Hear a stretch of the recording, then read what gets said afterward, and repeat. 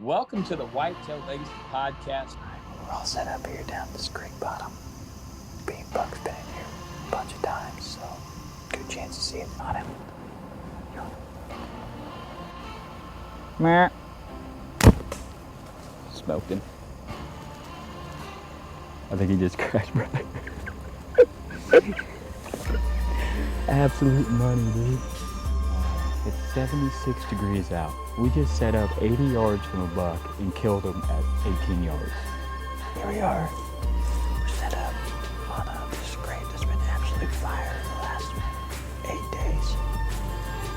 We know a shooter went in here to bed this morning. Matt. I smoked his ass tonight. You get it? That was at 8, dude. That's at 8. Bucked out October 28th. Homie's up for the rest of November. But absolute incredible season. Both kills on hanging hunts, right on the beds. And just making it happen.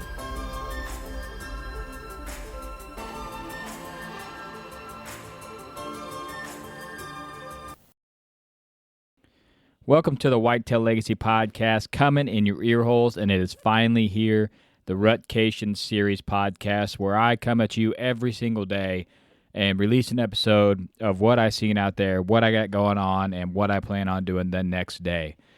Today is October 29th, and I plan on running this to the 13th of November. Or 14th, I'm not sure. If you hear any background music or noise, I am in my house. My kids got cartoons on. My wife is feeding my 4-month-old baby, so that would be the background you hear. But going to be trying to come at you every single day here and let you guys know what I got going on. And I'm proud to announce that this is brought to you by Exodus Outdoor Gear. It costs money to host these podcasts, and hosting this many in a row, including what my monthly hosting fee cost, all the data that it consumes. Exodus said that they would pick up the bill for that. So big shout out to them for helping me put this on and help bring this content to you. I did this a couple years ago, and we had thousands of people tuning in every day to listen to what we had going on out there and how the hunting was being. So maybe you're stuck at work and you're wanting to be on vacation. Maybe you can listen to this and take a little escapade in your mind and be out there with me. So this episode, I'm going to get into a little bit about Exodus here real quick, and then I'm going to get into the actual bucks that I'm going to be hunting. So Exodus made this thing possible a couple years ago, and this series possible again this year. We've been working with Exodus for about 4 years now, and if you need any mobile cam, the Exodus Render is the best mobile cam on the market, in my opinion. Takes the best pictures, the fastest upload time, and it has a viewing screen on there, so when you hang that cam, you know it's absolutely dead set, because the thing about a mobile cam is you hang those and you don't want to go back into those areas. So if it's too high or too low, you know, on a lot of these cams, you have no idea, but with that Exodus Render, it has that viewing screen, so you're able to see directly what your camera's shooting at, if it's on the scrape, if it's on the trail, if it's on the corner of the field like you want it. And then also they come out with the new MMT arrows this year, guys. I've been shooting them, flying very good. They're tailor-built arrowed for your bow, your draw length, your weight, what type of head you shoot. They're making a tailor-built arrow with really good fletchings that fly really good, really tough arrow. And I know building arrows is pretty popular, and it's pretty cool that they are just doing it, so you don't have to worry about it at all. But all right, let's get into the show here. So it's October 29th. I did go out this morning. I have a wedding this afternoon. I'm back home. It's 10:55. I set up this morning on Boonertown, which is a property that we hunt if you've followed us very long, on the East Cedar line, and just had an absolute beautiful morning. The sun was coming up. It was about 34 degrees. One thing, I only seen 3 does, but I think part of that was on me. I had hunted this tree, hanging hunt, about 2 years ago, and I went in there and I thought everything would be good, but man, that cedar tree really grew up in that 2 years' time. So I had to cut some big, like wrist-sized limbs. So I did make some noise this morning and wasn't 100%, sneaky getting in there. But I left everything in there for that east wind tomorrow morning. I'm going to do a little trick-or-treating with the kids tomorrow afternoon. So I'm just going to go out tomorrow morning and set to about 10, 11 o'clock and go from there. But that was the plan. That was the plan this morning, get on that east wind. There's a hot scrape up there in the past, and I went out there, and it had been hit. So on my way out, I checked it, and it had been hit recently. So got a good feeling. Like I said, those 3 does did come in, but I think tomorrow morning is going to be a really good hunt there with that east wind. They can wind check anything in that grass along that edge. That's what the cover art photo is. But getting into what I'm going to do tomorrow, I'm going to go back in there, like I said, hunt that edge, hang and hunt to about 11, and then get down, maybe scout north of there just a little bit, come home, trick or treat, and then make a plan for the next day. Get into some of the shooters that I'm going to be chasing through this series. I'm going to break it down by property. So I'm going to start. Oh, I lost my headphones. Oh, there they go.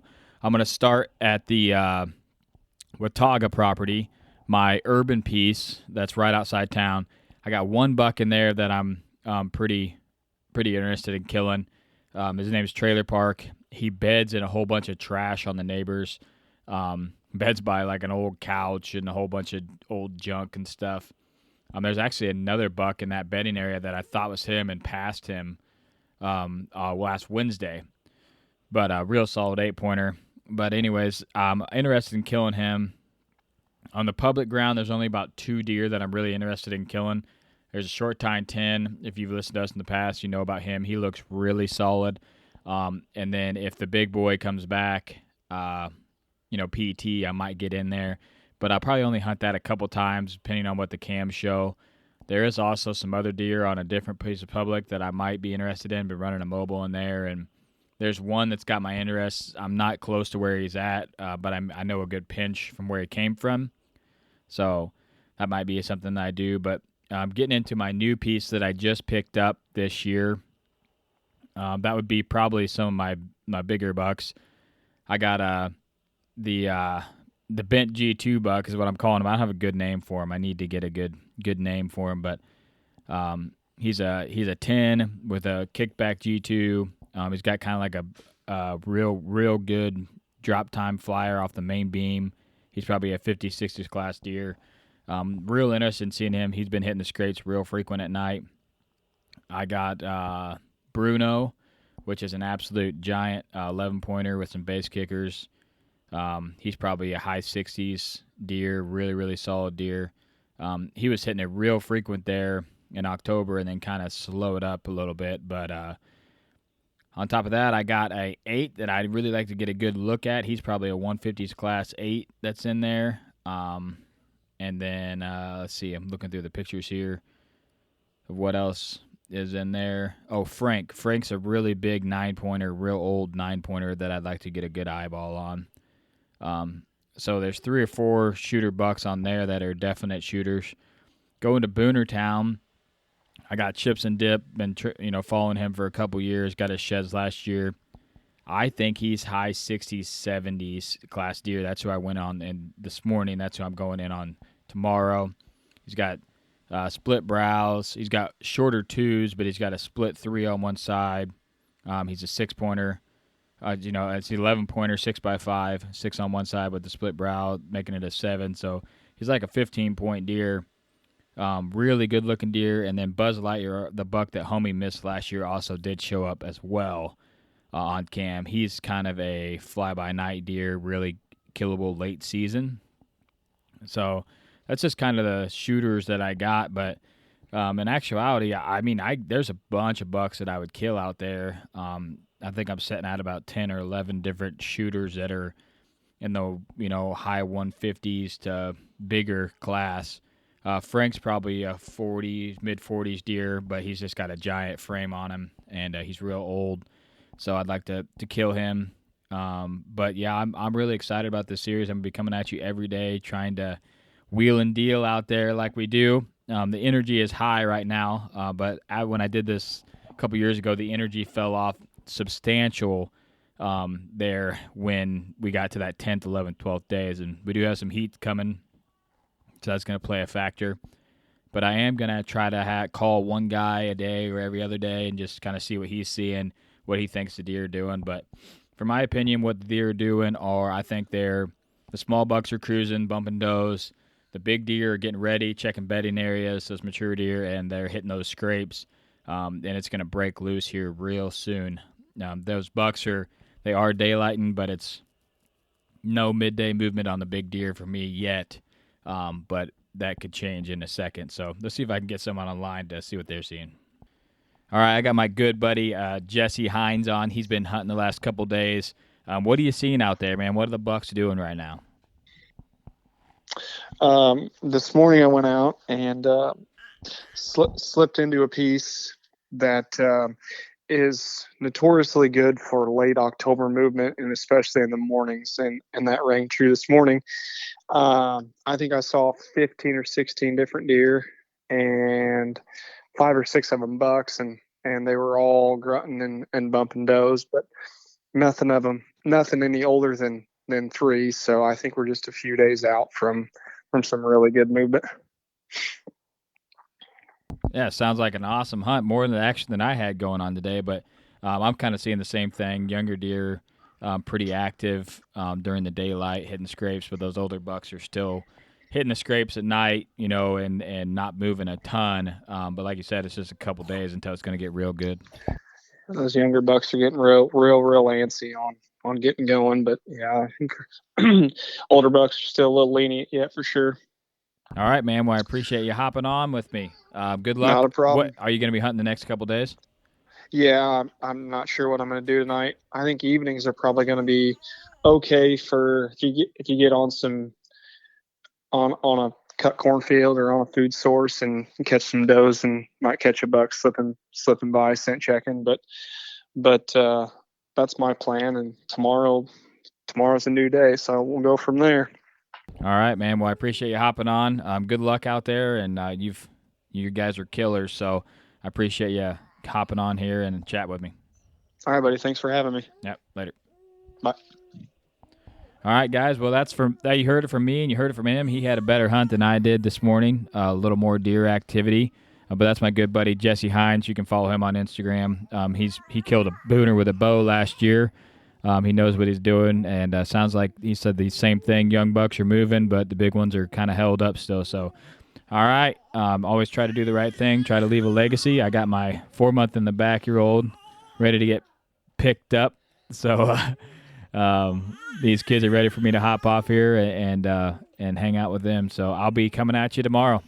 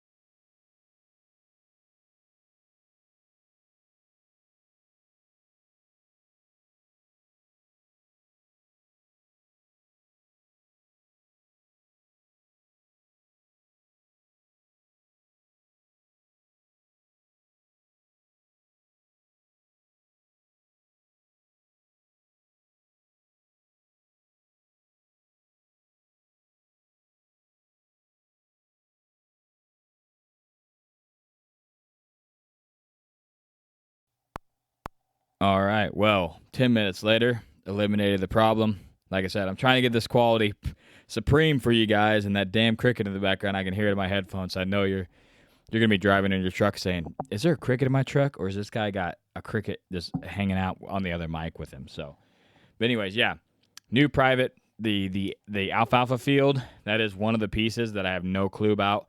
Haven't scouted it. Been trying to keep the pressure off of it and hoping early season maybe something slips out there. Have drove by it a couple times waiting for them to pick it or cut it, I guess. Cut it and bale it, not pick it, but cut it and bale it and make a move in there and see kind of what I got going on. But like I said, there is timber to the south of it, but I could see a giant held up in there using that alfalfa field. So excited to see that, but that is the new private breakdown. It will be great late season. I have all the food around, and there's a lot of timber that's around it, and I have all the food. So I'm really excited for late season on it. That's why I don't want to buck out early unless it's two really, really solid deer, because I think my late season, gun season, muzzleloader season could be very, very phenomenal there. Also, it is a lot of standing corn this year, almost all of it. So I'm interested to see after they pick that corn what changes. Hopefully these deer are in the timber a lot more active on cam, and that always helps. But there's a good buffer between the timber and the corn, and that's always just death to big deer when there's that buffer, that standing corn's there, and you can get in between the timber and that standing corn. They feel so safe right there. So they can come out of the corn, they can come out of the timber. You never know. So I'm probably going to throw some early hunts in there. It sets well, a couple of it sets well up for a south wind. I do have 3 regular cams out there on one piece and 2 on the other that I have not pulled, not including the mobile. So there could be something messing around, but I'm going to give them another probably 2.5 weeks, pull it, and then stay out of there that last week of September there and try to that first hunt to be very, very fresh. Going into Boonertown, if you follow the podcast, you know Boonertown very well. We talked about it 100 times on here. I got 2 plots there. I got a chicory plot up top. It's not doing very well. It's very, very poor this year. The brassicas rape plot, it is doing phenomenal. That's down on the bottom. That's where homie missed Buzz Lightyear last year down there. So I got Chips and Dip is there. Chips and Dip is very good looking deer. A lot of points. Man, if I could pass him one more year, he could be an absolute legendary deer. I'm really hoping I kill something very solid before I get an opportunity at him and I give him the chance to walk. But if I don't give him I haven't killed anything, he definitely will take an arrow. Very cool deer. Lots of character, split threes, split brows, really good deer. And Buzz Lightyear, like I said, I'm waiting for his return. He shows up in October. That's the buck that homie missed last year. He was in the 50s, really good deer, big base kickers, split three, big curling beams, good brows, and he was hot and heavy on that brassica plot late season. So I did find a shed from Chips and Dip the last year. He grew a lot, but he does not have a lot of mass. He looks like a really, really good 3-year-old to me.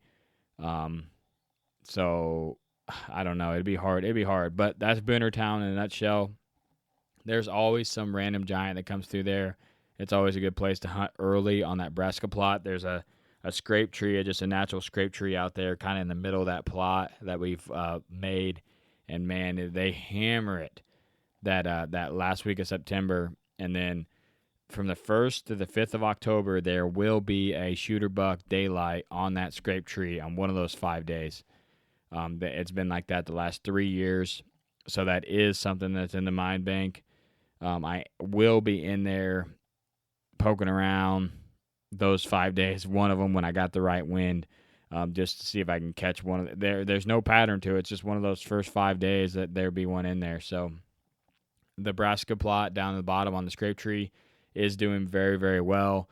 I got to that late in the year and didn't think it was going to do very well, but it's turned a corner and looking really, really solid. I do have stands set up there on the on both plots. I also have one kind of on a stand if I can't get to it early. Chips and Dip is kind of showing me where he's bedding on my trail cam when he is hitting it. He's hitting it in the morning, coming out, and then he's going right back in.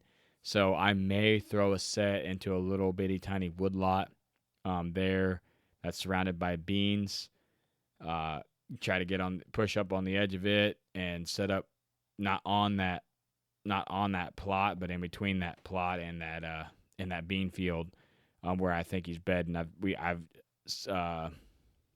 Sunshine, a buck that homie killed. I passed going right into that budding area on a cold front in October, coming in late to bed. And I believe that Chips and Dip is bedding right there close to where he was by what I got. So he'll be, like I said, he'll be a hard one to pass, but I need to get an eyeball on him and see what I got to work with.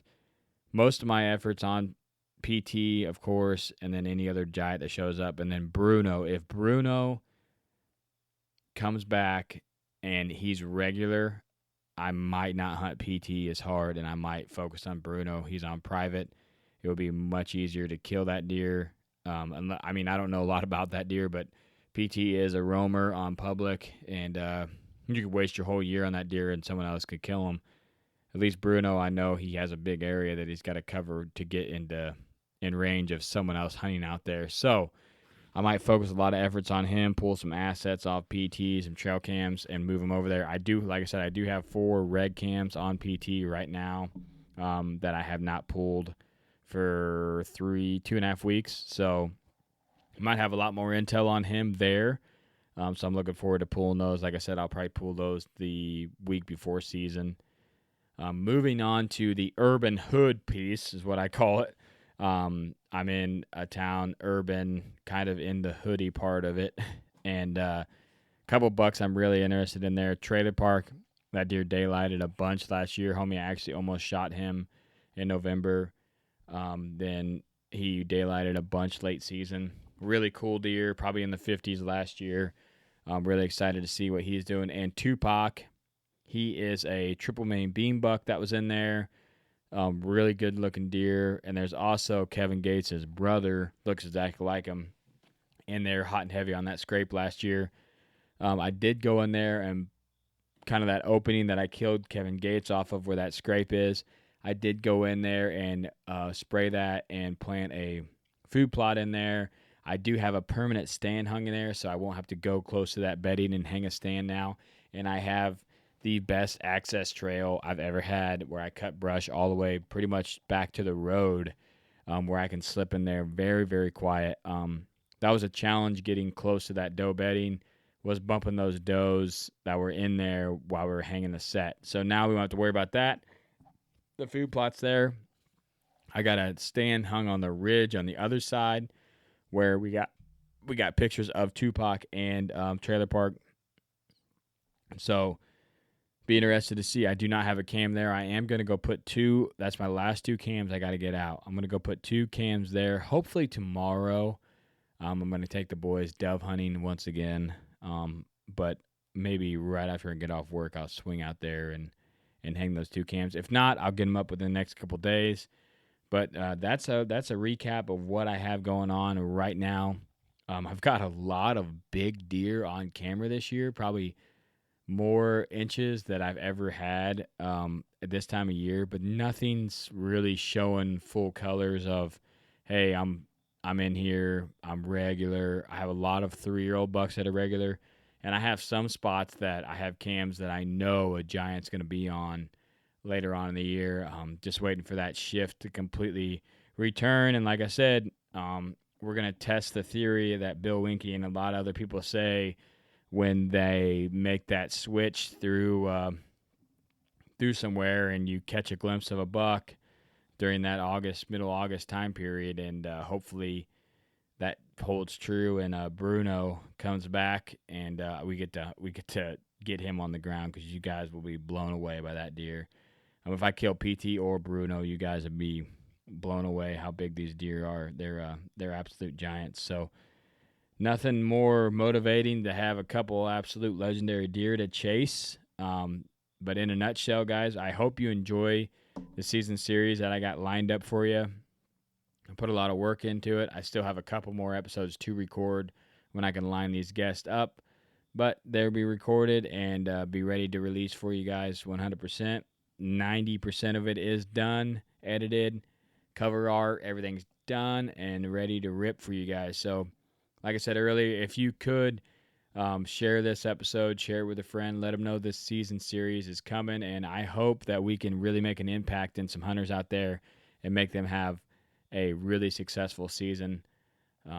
If you could leave a review on this podcast, let me know how I'm doing anywhere you are, iTunes, Spotify, that would be greatly appreciated. And I love you guys. I appreciate you tuning in all the way to the end and giving me the support week after week on this podcast.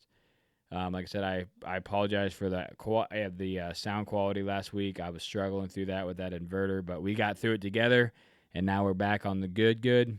Like always, try to leave a legacy, try to do the right thing, and Whitetail Legacy is out until we're coming in next Wednesday with the start of the season series at 11 a.m. Central Time on Wednesday. Love you guys. Whitetail Legacy out.